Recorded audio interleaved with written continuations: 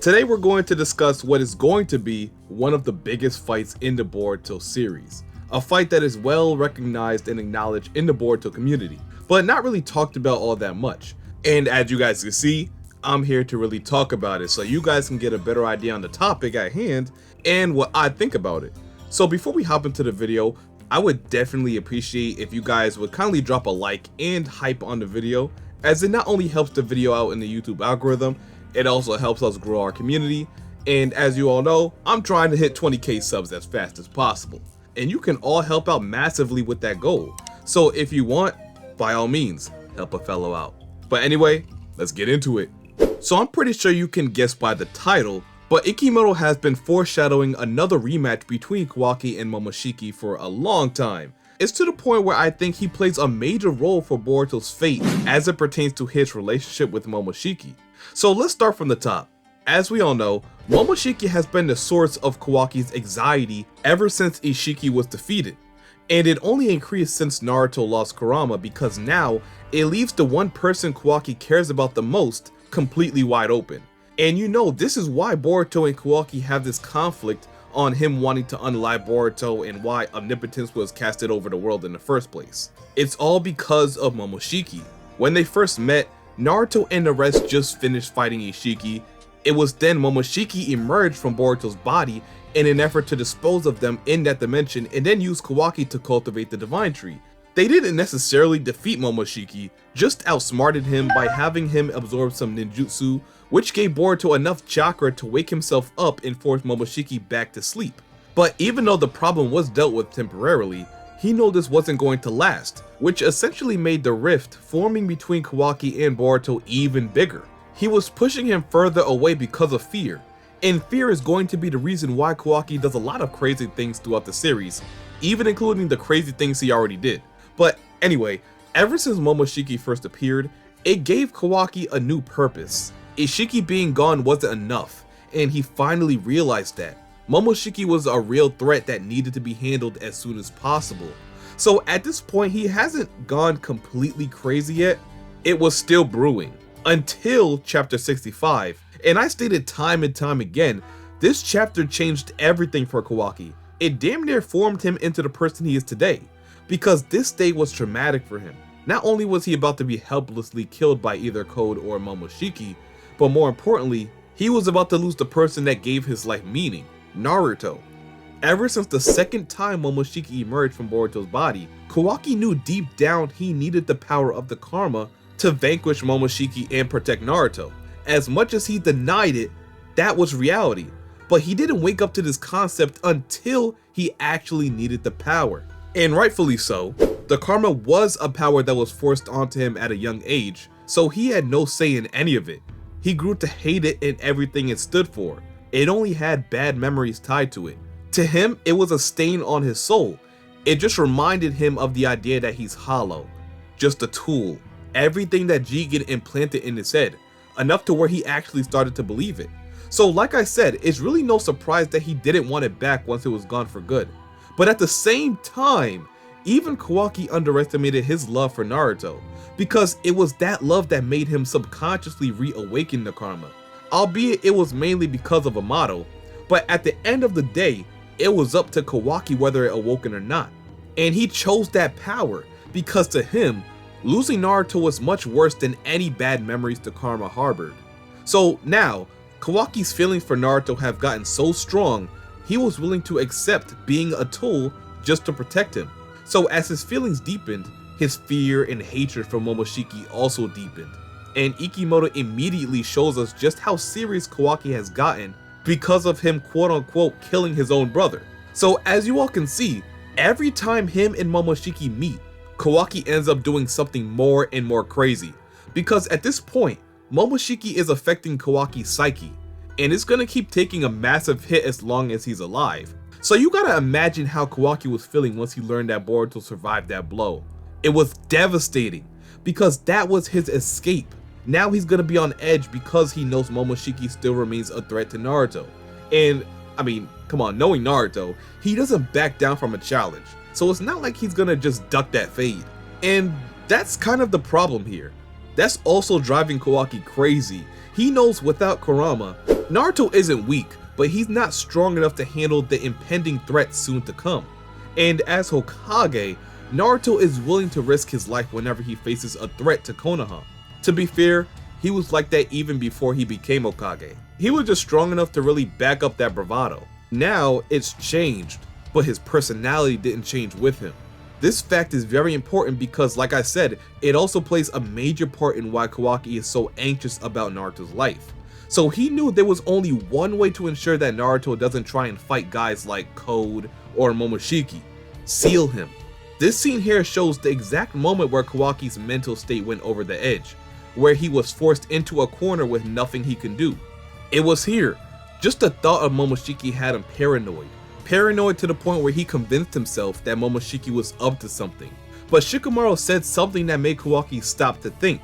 He said to stop and think back to Naruto's face once he saw his son dead. And this deep care for Naruto and his feelings made Kawaki just not destroy Boruto then and there. He had full control over the situation because he just gotten his karma back, and more control over Ishiki's power, giving him access to shinjutsu like Sukune Hikona and Daikokuten. So I mean, Kawaki was definitely stronger than Boruto at this point, and he full and well knows this. But just the thought of Naruto was enough to make him hesitate. And as we know, this is when he completely broke. He went to seal Naruto and then went rogue from the village until Ada switched their positions. And it was mainly because of Momoshiki. So going into Tubu Vortex, more threats emerged, so it just fed into Kawaki's insecurities, making him seek more power so he could essentially just protect Naruto. But now, it's not just a one-sided beef between Kawaki and Momoshiki. And surprisingly enough, Boruto was the one to spark that fire into Momoshiki to make him want to fight Kawaki again. Because as we remember prior, Momoshiki did not want any parts of Kawaki, or at least he wanted to avoid fighting him again if possible. But those feelings all went away once Boruto proposed his body to him, giving him hope to live freely again, and on top of that, accomplish one of his main goals of taking over Boruto's body for good. And I'm pretty sure a lot of people in the Boruto community knew this was inevitably going to be a thing because the deal that Boruto made to Momoshiki was so bad. We knew it had to have a loophole somewhere in there. It was so much in favor of Momoshiki that he was even skeptical of it too. Judging how strong Kawaki has gotten throughout the last few chapters, he knows that Boruto had to be setting up a plan to where once Momoshiki takes over Boruto's body, he'll just have Kawaki come and kill him on the spot. That's genuinely what Momoshiki believes Boruto is plotting. So he responds, "As soon as I'm free, I'll dispose of Kawaki in a blink," telling us firsthand that he plans to destroy Kawaki as soon as Boruto gives up his body. And a couple panels before this, we can see that Boruto is not lying when he says he plans to give up his body after the Shinju are defeated. We know he's not lying because Momoshiki and Boruto share the same thoughts. So if Boruto is thinking of a plan to deceive him, or going back on the deal, Momoshiki will also hear of these thoughts. And the fact that there is no such thoughts tells me that this is something Boruto is 100% serious about. He's being transparent. So that at least confirms that Momoshiki will be in control of Boruto's body for a set amount of time.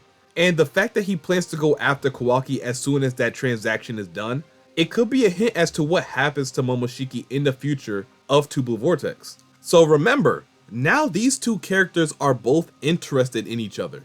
To Kawaki, Momoshiki is in the way of his peace. He can't fully rest or relax until he knows that Momoshiki is gone.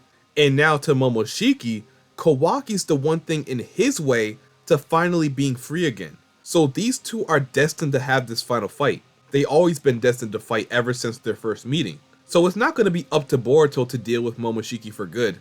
It's going to be up to Kawaki and what he does. Now, in a hypothetical scenario, what would happen in a fight of this magnitude? Because it would likely decide the fate of the planet if Momoshiki is allowed to roam free. He's not necessarily a character you should trust, and Boruto knows this very well. His goal is to bear the chakra fruit of Earth and gain unimaginable power. And he hasn't shown us that his plans changed at all, so we are to believe that this is the case if he does end up defeating Kawaki. And judging from their last fight, and all the upgrades Kawaki has received since then, I'd say Kawaki would have the edge in this hypothetical fight. But that's of right now.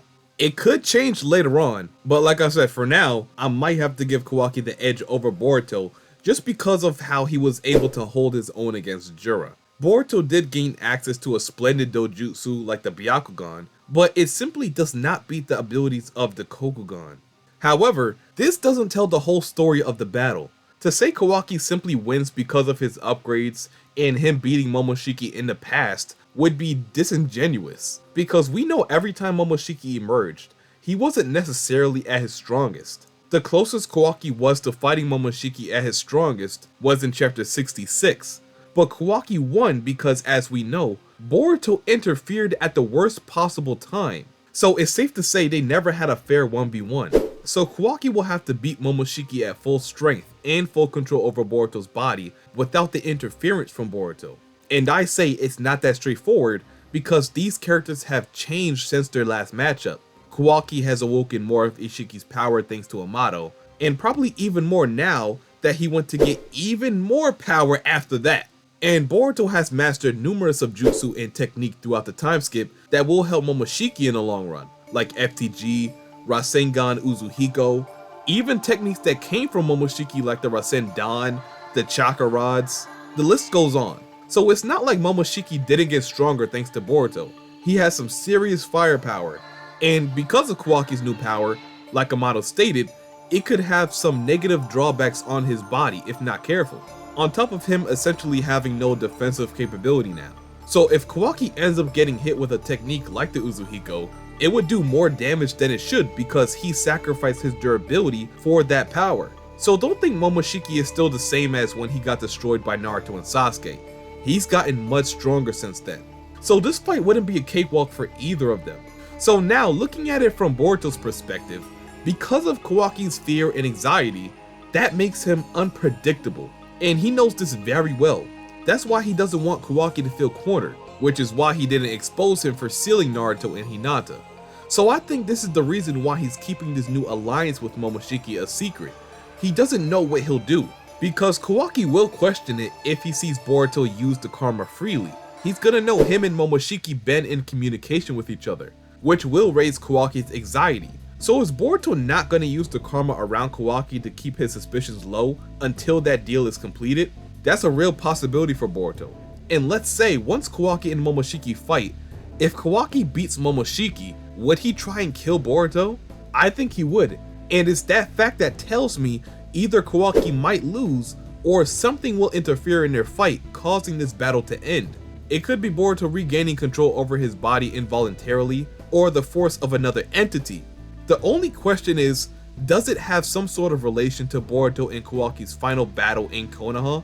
Because remember, in the middle of their battle, Konoha was destroyed. So could this battle been split in two halves? Could it have been Momoshiki versus Kawaki at first, until Boruto regained control over his body? Probably thanks to the power of the Jogan, or something in that realm of possibility? Or am I missing something here? Let me know exactly what you guys think in the comment section down below. What will come of this battle between Kawaki and Momoshiki? And what does it mean for not only the future of Tubu Vortex, but Boruto himself? Like I said, let me know your thoughts on this topic and I'll be sure to give my own ideas in response. But as always, if you all enjoyed this video and wouldn't mind seeing similar videos in the future, then why not leave a like, comment, subscribe, and turn on the post notifications so you know whenever I upload or go live for chapter spoilers. And until my next one, I'll see you boys and girls later, and I'm out. Peace.